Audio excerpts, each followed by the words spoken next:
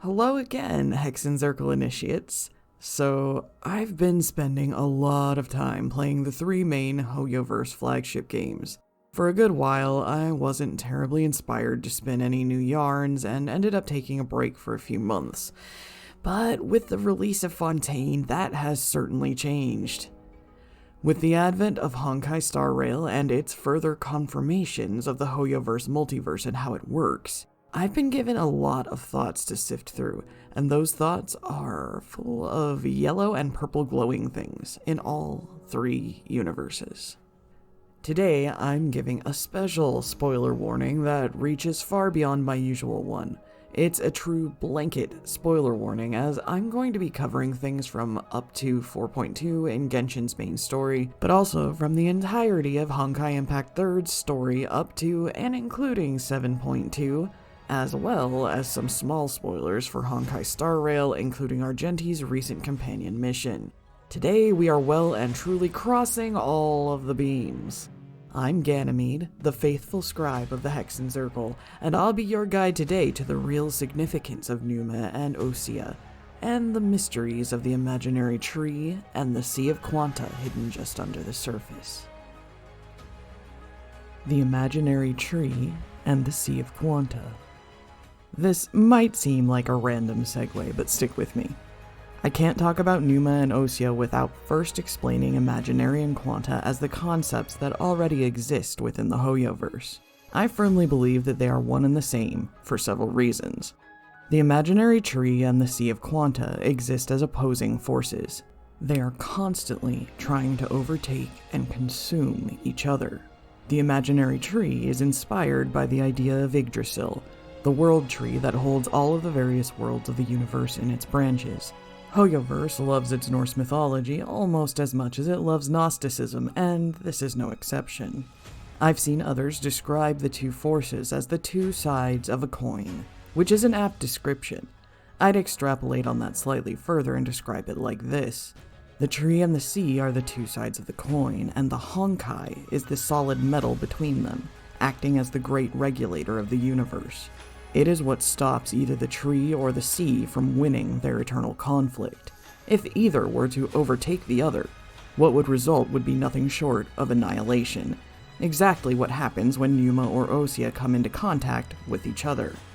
For years, we captains of the Honkai Impact 3rd universe were chasing a red herring, made to believe that this force called Honkai was simply bloodthirsty and out to destroy humanity and all civilizations of the universe for generic evil villain reasons. It's presented at first as the quintessential evil invading alien force. We hated the Honkai and saw it as our enemy for years, only for recent story revelations to readjust that view. The heart and core of the first act of Honkai Impact 3rd is Kiana and her friends being tasked with defending humanity from the Honkai, and the Honkai acts as plagues and disasters, wrecking civilization and stealing away our protagonists' loved ones at every turn. Of course, as I said before, we later learn that this is not necessarily the heart of the will of Honkai's intent, though really, that intent doesn't make much difference at the end. If something is killing your loved ones, you fight back, right? Anyway, if the imaginary tree and the Sea of Quanta trying to devour each other are two sides of a coin, then the Honkai is the coin itself. It is the balancing factor. Honkai, we now know, exists to keep the eternal war from never tipping too far in either force's favor. To do this, it cultivates, tests, and prunes the leaves, the universes, on the branches of the imaginary tree. The leaves that are pruned fall into the Sea of Quanta, where they break apart and dissolve, returning to the cycle, to nourish the roots of the imaginary tree. This is what it's doing while it's seemingly trying to destroy our civilization. While we now know more or less the intent of the Honkai, we do not know what its judgment criteria is for which worlds it judges as worthy to live and which ones it discards. These forces, the tree, the sea, the Honkai, are forces that humans generally cannot interact with or change, save for in extreme situations that are often extremely complex or might take multiple human lifetimes to prepare a plan to enact. In fact, The fate of anyone who tries to approach and interact with the imaginary tree is complete deletion of themselves and very likely all of their alternate universe selves. Only one person, Auto Apocalypse, has ever managed to reach the imaginary tree and interact with it directly, and he was only able to create new branches in the past, not alter the present in his timeline. I wanted to give a quick rundown of all of this because this concept is central to understanding what Numa and Osea really is in the greater Honkai universe, and because this concept of a balance between two opposing forces locked in a battle that will never and cannot end is essential. Elements and types. While Honkai Impact 3rd handles elements and types differently, these yellow and purple extra elements appear there too, as well as in Honkai Star Rail. Imaginary and Quanta are types all on their own, which only counter each other and have no direct weaknesses against any other elements aside from each other. This, very importantly, mirrors the eternal conflict of the tree and the sea that contain all worlds and their universes. Already in Genshin Impact, Numa and Osea seem to serve a similar function to the imaginary and Quanta types in Honkai Impact 3rd, appearing as additional effects and characters from Fontaine's abilities and their vision shapes. It remains to be seen if this will be further incorporated into gameplay mechanics beyond Fontaine, and even if it's not, I believe it has lore relevance and hides some truths about Fontaine itself, but more on that later. Okay, so, Numa, meaning soul, is the same as imaginary, and Osea, meaning being or matter, is Quanta. They're a reflection of the imaginary tree and the Sea of Quanta's eternal battle and balance. In fact, this is rather lampshaded by the developer's description of what happens when Numa and Osea interact, annihilation, which is what would happen if Honkai did not exist as a buffer between the two forces. Okay, so it's one thing to talk about how those concepts interact with each other, but there's no so-called Honkai in Genshin Impact. This is again something that I think is incorrect. Just because the word Honkai isn't used, doesn't mean that the power we know as Honkai isn't right there, under our noses. Think of these things as the building blocks of the universe. Then, let's take a quick look at what Honkai does. Honkai Energy. When a Honkai eruption occurs in Honkai Impact, it can manifest as a disease or a plague, as a supernatural disaster, or in the form of Hershers, Honkai-resistant humans who become the instruments of the will of the Honkai. While Honkai is the so-called evil force plaguing our heroes in the story, it is also one of their main sources of energy. The early stages of the story make sure to drive home that Honkai functions almost like nuclear power. If we could also use nuclear power at will to gain limited superpowers through cool supersuits, basically. That said, it obviously also causes what is basically radiation poisoning in those not born with stigmata, Honkai-resisting genes created and seeded by humanity's last great civilization, which failed to defeat the Honkai 50,000 years ago, before the start of the main story. Honkai can be many things, and I think that it appears in the form of Arca and Arceum in Genshin. Hoyoverse loves referencing real-world physics in their games, and both Honkai Energy and Arca, perhaps more so, is a reference to antimatter. It is the energy burst resulting from the annihilation reaction between the opposing Numa and Osea. I had already formed a great deal of these thoughts and theories during late Sumeru patches, but the 4.0 Archon and World Quests really solidified these concepts in my mind for a lot of reasons. These thoughts have now expanded significantly thanks to the latest chapters in Honkai Impact 3rd and Honkai Star Rail stories. Now that the three games are running in tandem and are arguably the most closely linked out of any of the Hoyoverse games, the parallels and symbolism are no longer trickling in but building up at a speed that's almost difficult to keep up with. Fontaine introduces us to the Primordial Sea. The Primordial Sea is said to be the birthplace of all life on the planet, and in visual parallels alone it mirrors the Sea of Quanta, or more precisely, chaotic imaginary spaces that are in extremely close proximity to the Sea of Quanta, often referred to in Honkai Impact 3rd as corridors. We've seen at least two of these very recently, both in the chapter At the Fingertip of the Sea and 7 Karma Fala. The Sea of Quanta is described as a chaotic space where entire universes break down and dissolve into data. That becomes the water that the imaginary tree absorbs and births into new universes. This seems to be reflected in the life and death rebirth cycle of Teyvat, which Yae Miko basically confirms is a literal actual thing in her character trailer. All of these things continue to reflect Teyvat's very makeup being the same as the imaginary tree and the Sea of Quanta. Just as the leaves and branches of the imaginary tree are pruned by Honkai, the souls of vision wielders seem to be recycled through the same process, testing their ambition as the Honkai test worlds. This is, in my opinion, why we have characters from the distant past that are identical to characters in the modern world. See the original Dawn Knight and Priest Kasala, who line up with Diluc and Cyno, or even Alhaitham and Kaveh, who have way too many sus connections to King Deshret and the Goddess of Flowers. I believe that what we'll learn about the Primordial Sea's waters, and likely Neuvillette himself, will further corroborate these repeated themes. Note that I wrote this part of the script in 4.1, and I was absolutely correct. Neuvillette character story about visions tells us clearly that, for one, visions are a small sliver of an Archon's power awarded to a soul whose wish manages to reach the heavens. We also now know that when a vision wielder's duty ends, presumably when they die, that sliver of power returns to the Archon, perhaps to be returned once again to the soul when they are reborn. Neuvillette suggests that the Primordial Sea was now lost deep beneath the earth, and what else is below the earth? The Abyss. Could the Abyss and the Primordial Sea be nearly one and the same? They could both play the role of the Sea of Quanta in the recreated microcosm of Teyvat. In fact, adding in the Primordial Sea makes this make even more sense, because then the Abyss seems to fit the role of the Honkai, which I have always suspected it matches up with. Only time will tell as the Fontaine Archon quests continue to unfold.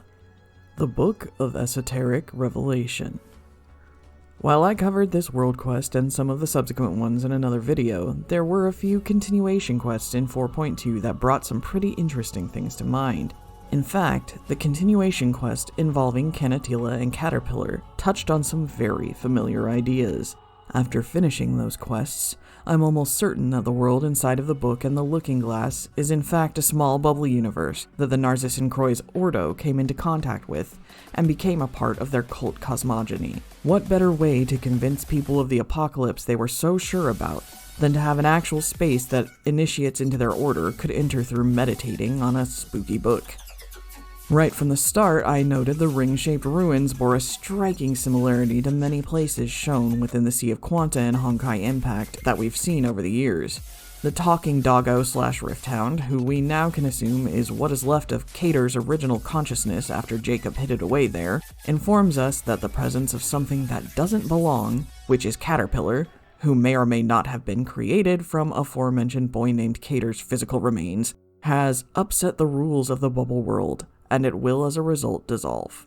This is honestly very similar to the storyline of one of the more recent Honkai Impact 3rd main story quests, At the Fingertip of the Sea. While the overarching plot of this was Celie Valeri coming into her own and gaining the power to become the Hersher of Rebirth, it brought about a ton of updated lore on bubble universes and worlds and how they work. The way I parsed it was that if something from outside of the world comes in and happens to be capable of ignoring or breaking the natural laws of that particular universe, it can cause it to break apart in the Sea of Quanta faster, or in the case of this main story quest, we were dealing with two conjoined bubble worlds that were collapsing into each other. This makes the existence of a being like the all-devouring narwhal even more interesting, and we now have proof that this entity is not something that is only present in the Genshin universe. They seem to appear in the Star Rail universe as well, suggesting the rather lore-breaking possibility that Teyvat may be one of many planets the Astral Express could stumble across. The recent event in Star Rail, Stellar Shadowseeker, dropped the confirmation that, for one, the whale-shaped light in the Astral Express's passenger car is intentionally made to look like one of these creatures, and second, that they are more or less the same type of being as described in the all-devouring narwhal's description. The Star Rail snippet says, "Rumor has it that there are really giant whales adorned with light swimming in the starry seas of the universe." The narwhal's description in Genshin, a mysterious and gargantuan creature from another world. Poets often liken the starry sky to the ocean. They've seen or dreamt of countless bioluminescent plankton floating on a moonless sea, resembling a galaxy or the moonlight ripped apart by waves on the sea's surface like shimmering stars. In the most fantastical stories or outrageous lies, the stars found in the depths of the cosmos might be teeming with life, much like Teyvat, and the universe itself is akin to an ocean. Realistically speaking, however, if a profound universe full of life exists, why hasn't any of that life made contact with Teyvat? Maybe the universe has been constantly trying to infiltrate Teyvat, or maybe a higher power created borders to protect this world. Now, how does this have anything to do with Numa and Osea? The description references the Fermi paradox, which is fun. Hoyoverse loves bringing real-world physics into their stories. I have to mention the whale/narwhal here in part because the Sea of Quanta in Honkai Impact is extremely distinct. There are a handful of different stages used to depict it, and they are the same handful of stages we will always return to when the Sea of Quanta is in play.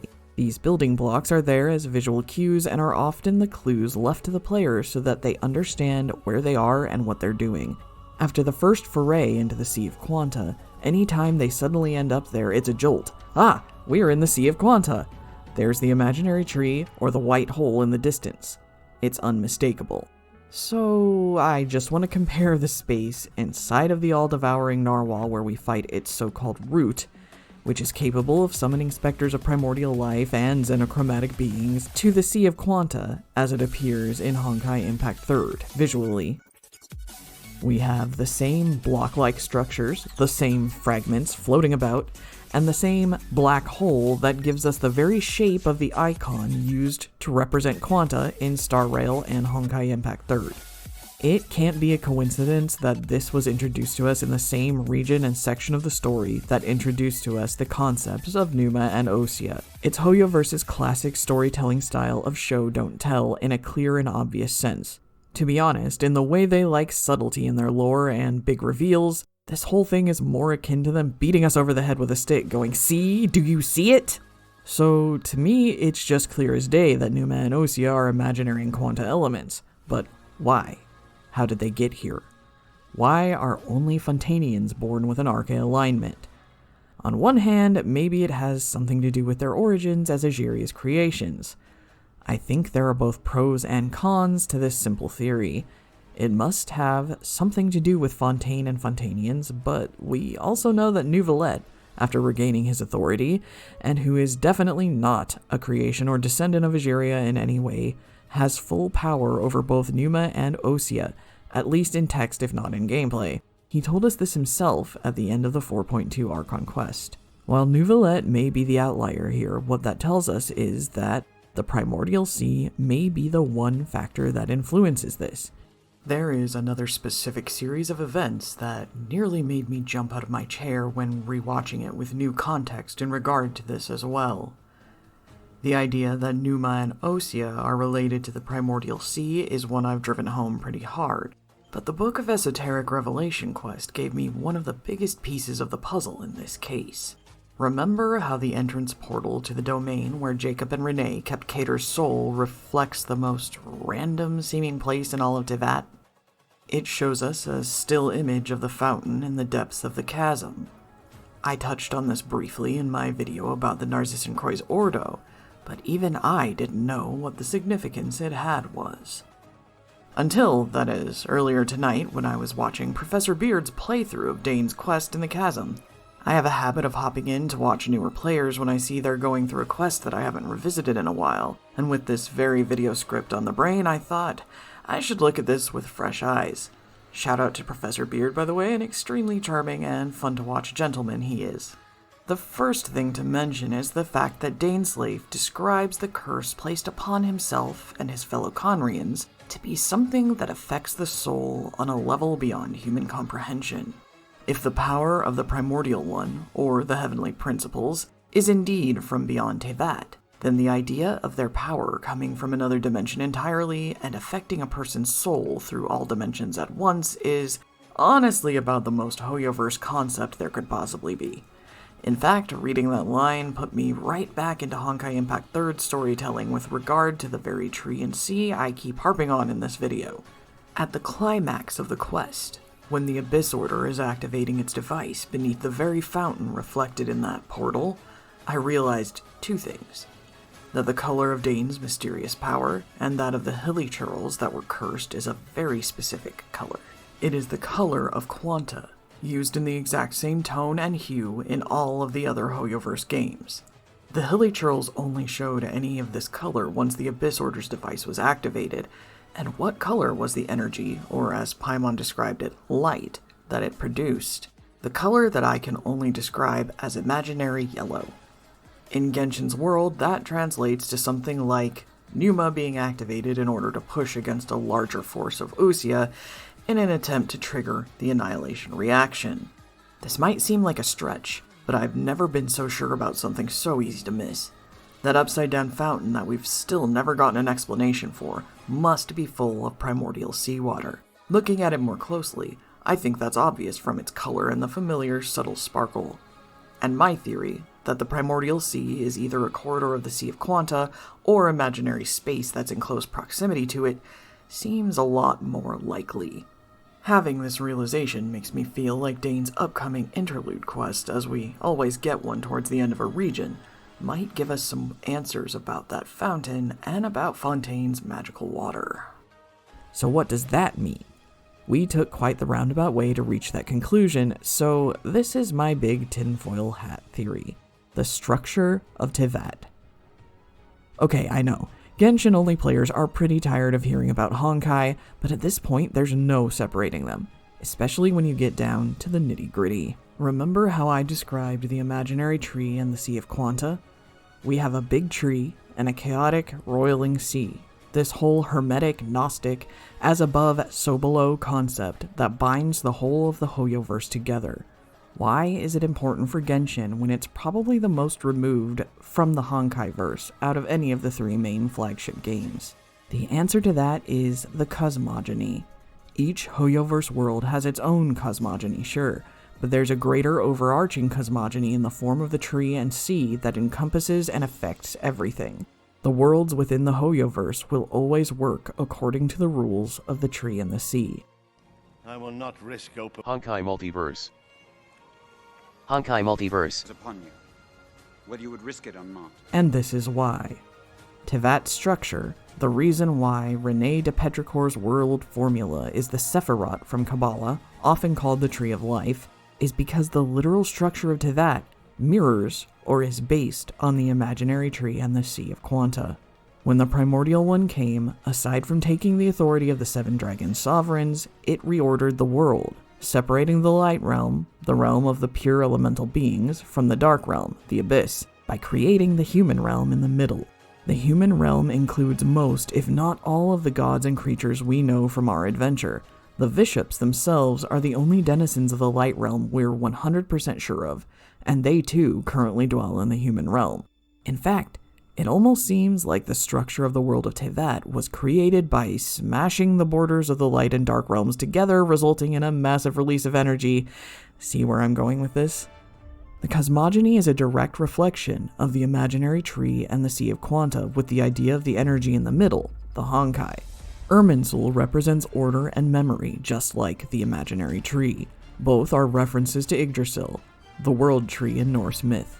The fruits of Irminsul are said to be the literal stars in Vision Wielder's constellations, as shown in the much-referenced, often overlooked /missed, early limited event, The Unreconciled Stars. Everything that exists in Teyvat, that is of Teyvat, is in there.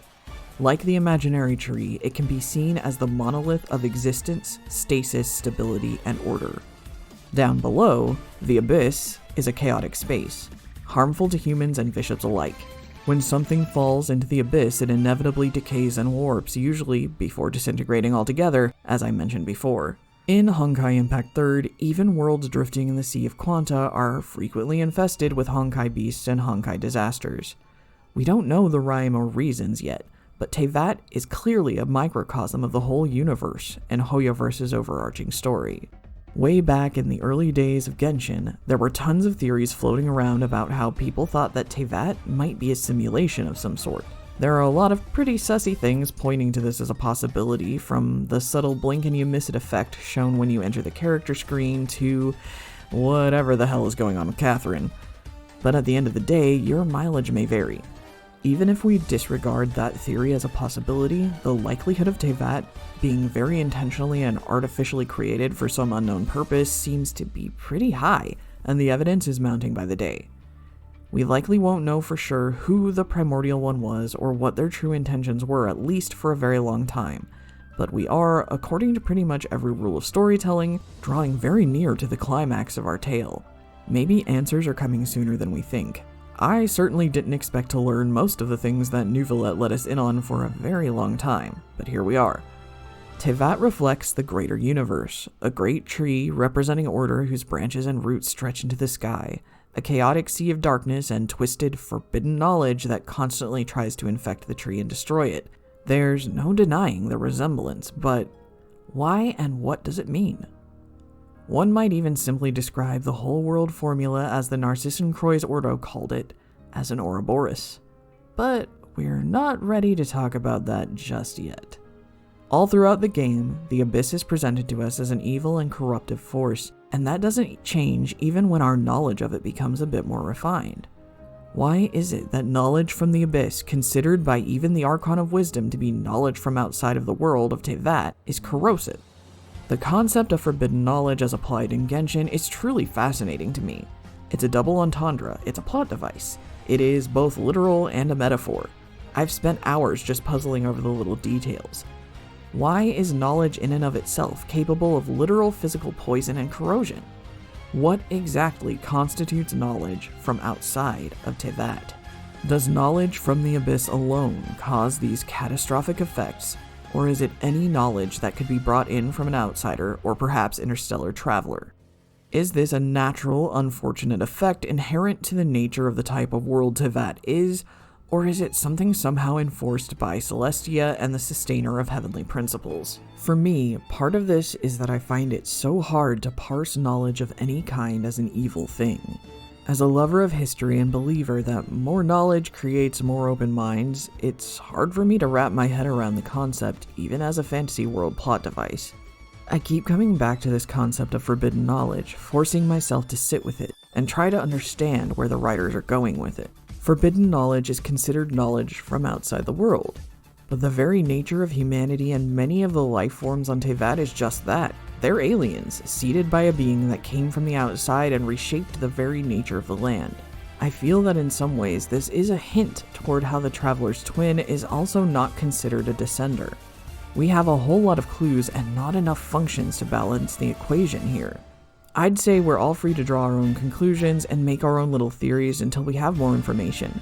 There are almost just too many possibilities for me personally to settle on just one or even a few things that I think are right. I don't set out trying to be the most right guy in the room anyway. I think our biggest clue is from the 4.2 Archon quest in the dropped hint that we're going to likely be meeting more denizens of the Abyss like Skirk relatively soon. And on the subject of the Abyss, its clear connections to the Sea of Quanta and the proximity of it to the Primordial Sea are fascinating. We know from the description of the Fontaine Wind Glider that someone has to serve as the heart of the primordial waters in order to keep it under control. 4.1 showed us that the Primordial Sea seemed to have a will of its own, and it was full of rage. This is an iconic moment we all remember, with Neuvillette coming in to walk back the verdict, overruling it for humanity's sake. Of course we know that he had already made his decision about the final verdict that would be passed in that very moment. He just didn't have the full authority to write it in stone just yet. The concept of the Primordial Sea is still relatively new to us, and whether or not it serves any purpose rather than being one of the many story hooks in Fontaine remains to be seen. I can't help but feel that its proximity to the Abyss, like a layer before you reach the darkest depths, is something intended to give us players pause.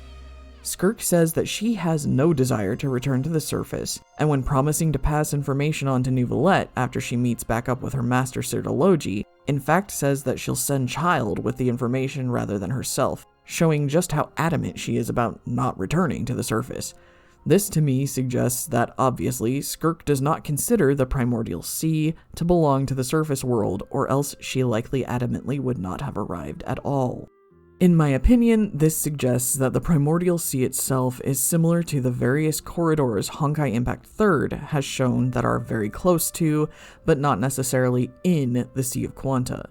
Thinking again on how, despite being completely alien and from outside the world, the Primordial One and his creations were not abyssal in nature, I once again question what we currently know about forbidden knowledge. It leads me to another interesting parallel between two characters and their actions, and how they achieved the impossible.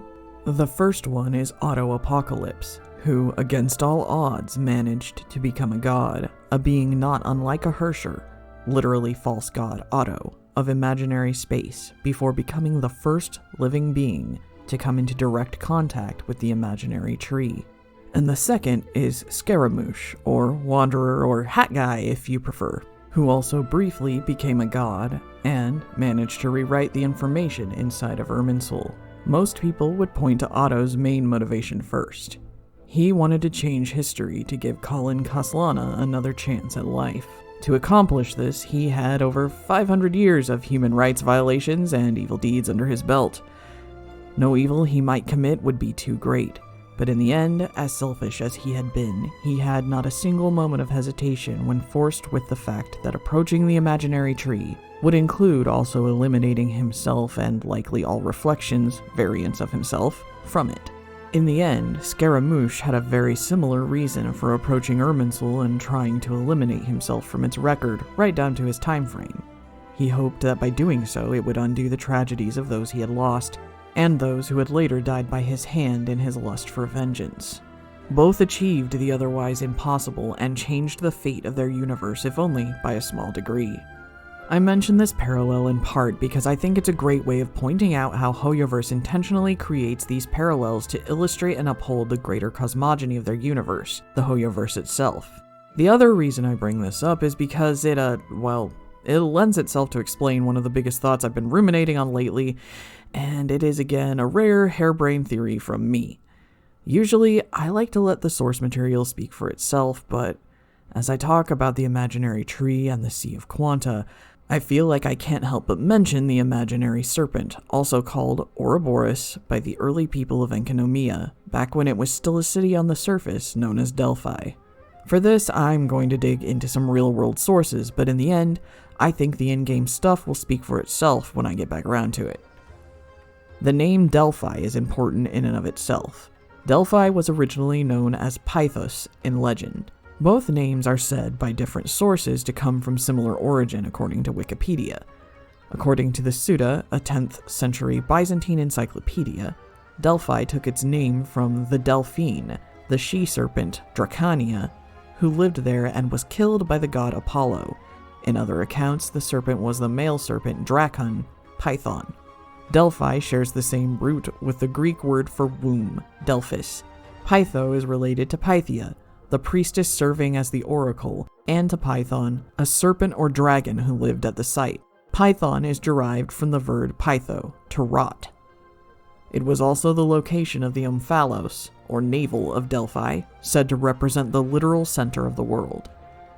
If you take the time to read up on the legendary history of Delphi and its many gates, even the layout of the uppermost part of the sacred area where the Temple of Apollo, the sun, was located is honestly kind of reminiscent of Enkanomiya's layout if it were broken apart.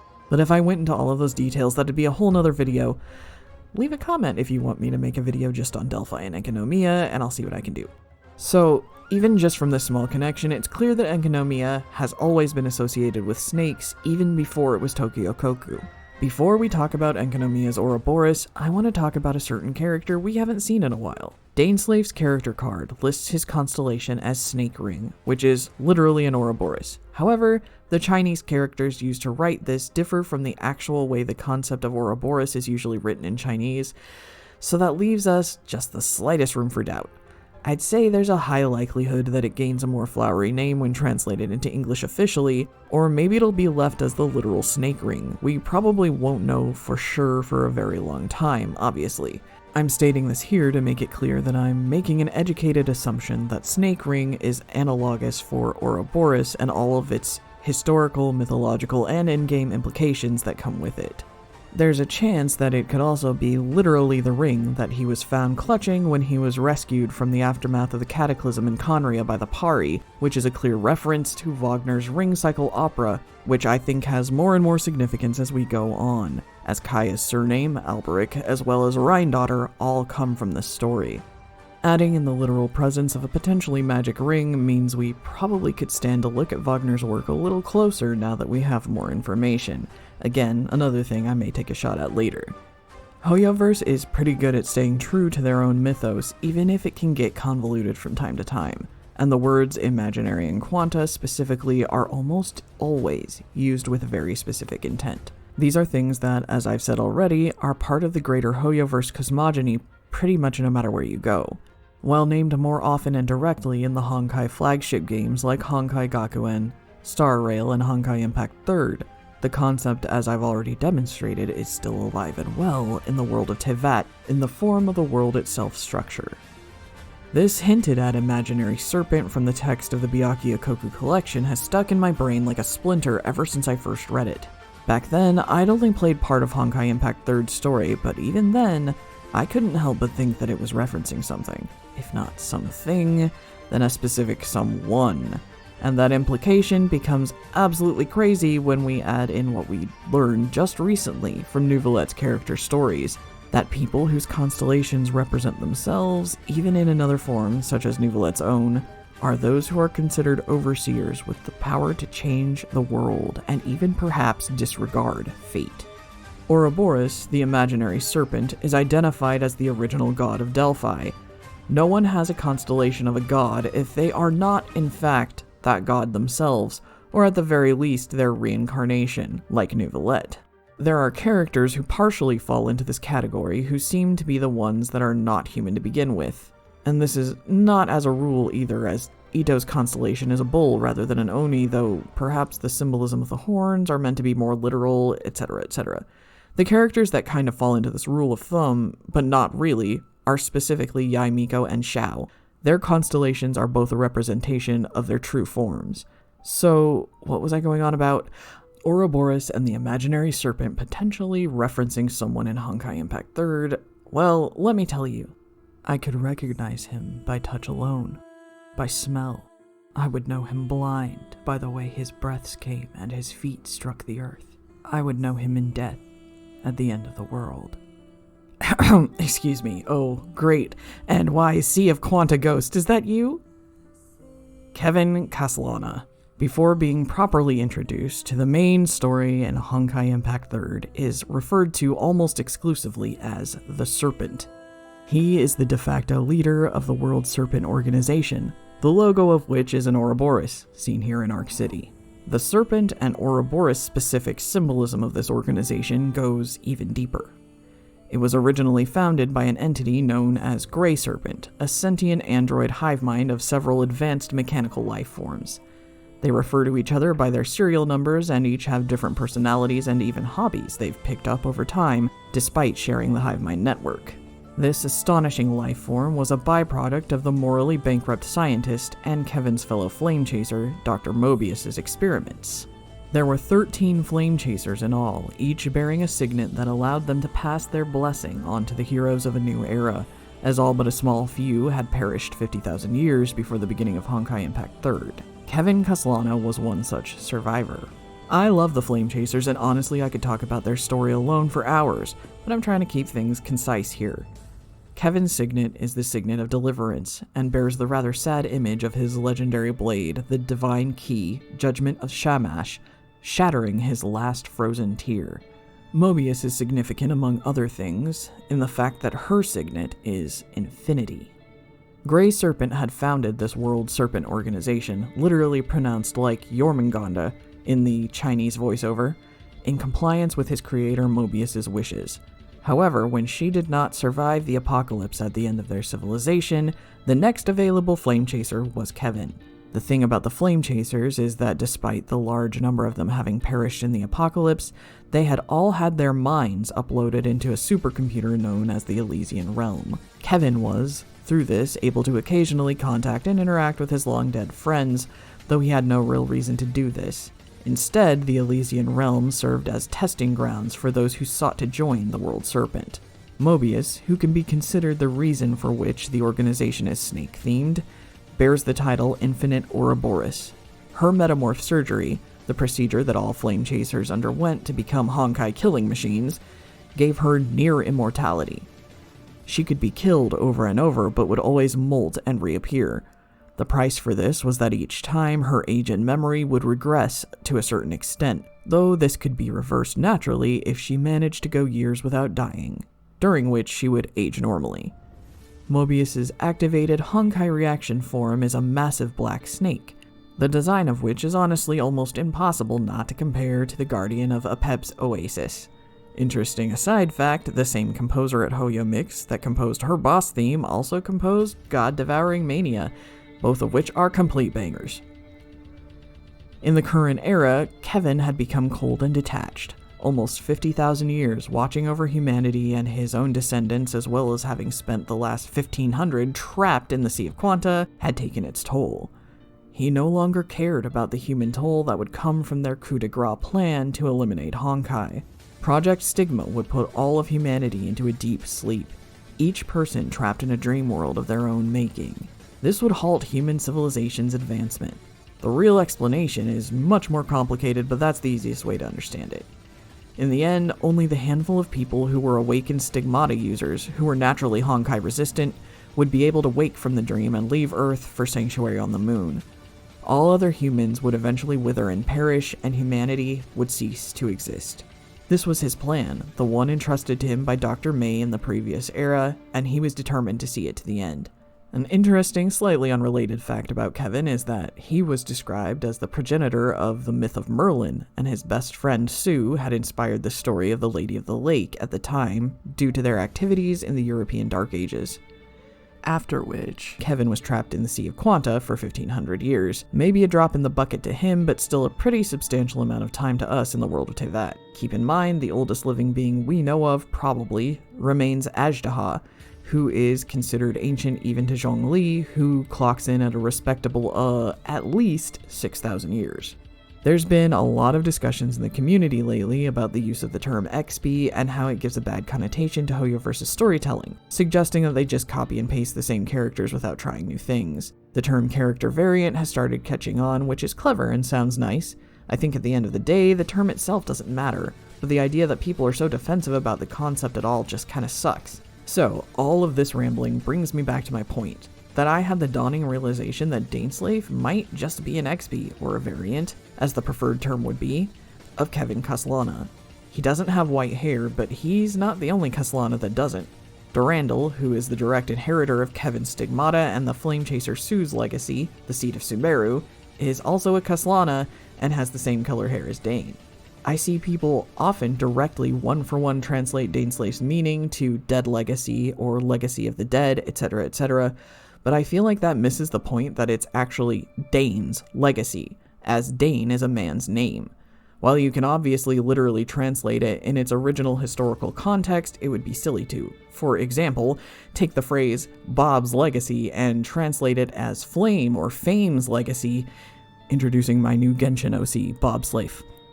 Anyway, taking the literal translation of Dane's name does seem like it could be another hint, wink, nod to Kevin, but it may just be a reference to him being the living legacy of Conria. Even the color of Daneslave's encroaching abyssal curse is similar to the colors associated with Kevin's active Honkai reaction, his diabolic form. Just as 50,000 years ago is a key point in Honkai impact, 500 years ago is the same repeating time frame our attention is always drawn to in Genshin Impact.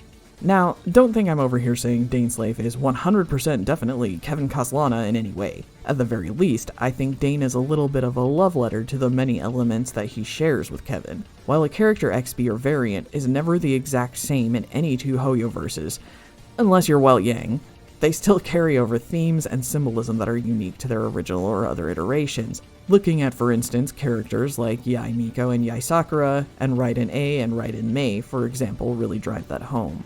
I personally think that Daneslave's constellation shows him in a similar position as Neuvillette, perhaps the reincarnation of the original ancient god known simply as Ouroboros. We don't know what happened to it or where it went.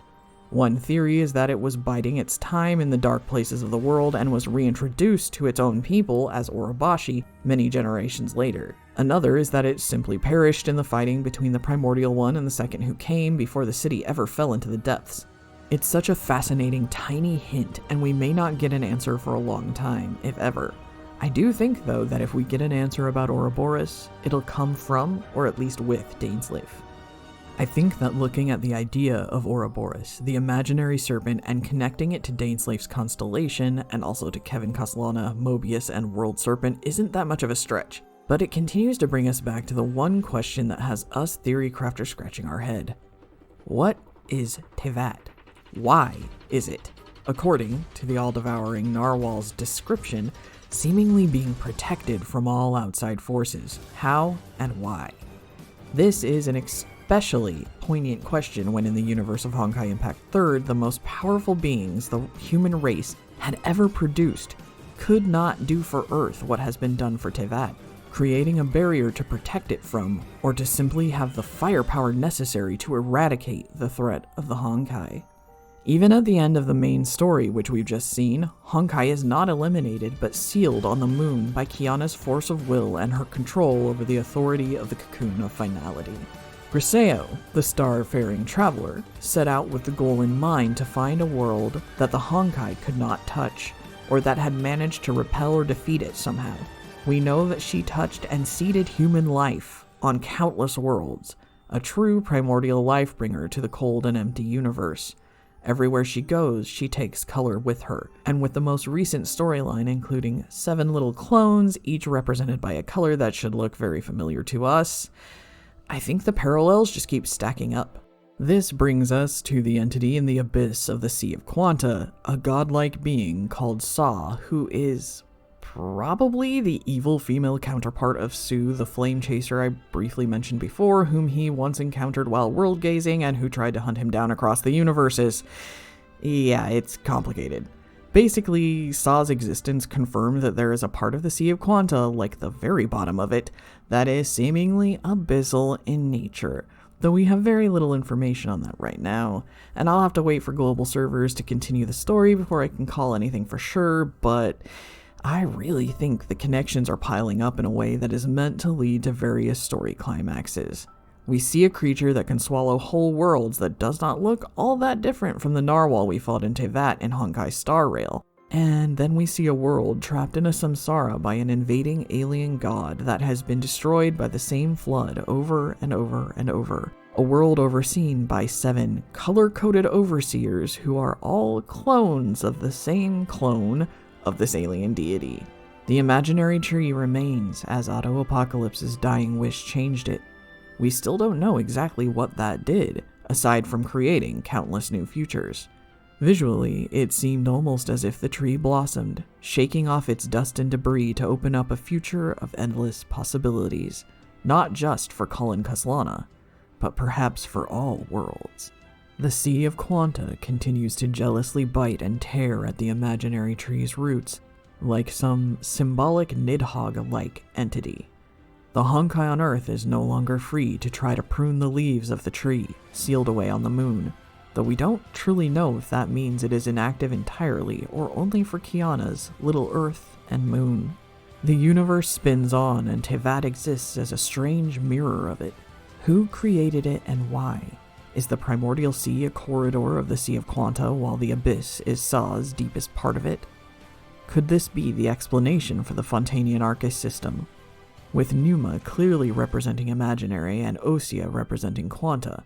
Musing on this, I can't help but think back to Rhindaughter and her drive to recreate primordial life. If the primordial sea is the original true cradle of life for Teyvat rather than Sumeru like so many things hinted at before, I feel like this tells us that Fontaine's very origins were as close to the truth as possible. Its people, descended as Oceanids, were primordial beings. Perhaps once, Teyvat was nothing but scraps of data drifting in the Sea of Quanta until someone or something put them together, and it's the Fontanian people who bear the clearest mark of this. All of these questions and more we can only wait and hope to learn more about. There are always things we might never find the answers to, but that's part of what makes dreaming and making connections so fulfilling. I feel blessed to live in an era where peak fiction like this is being created. The tales being woven together across space and time keep rising to new heights, and we get the privilege to walk the paths of larger-than-life heroes and villains. As always, this is the Hexen Circle, signing off. I hope you'll join us on our next adventure.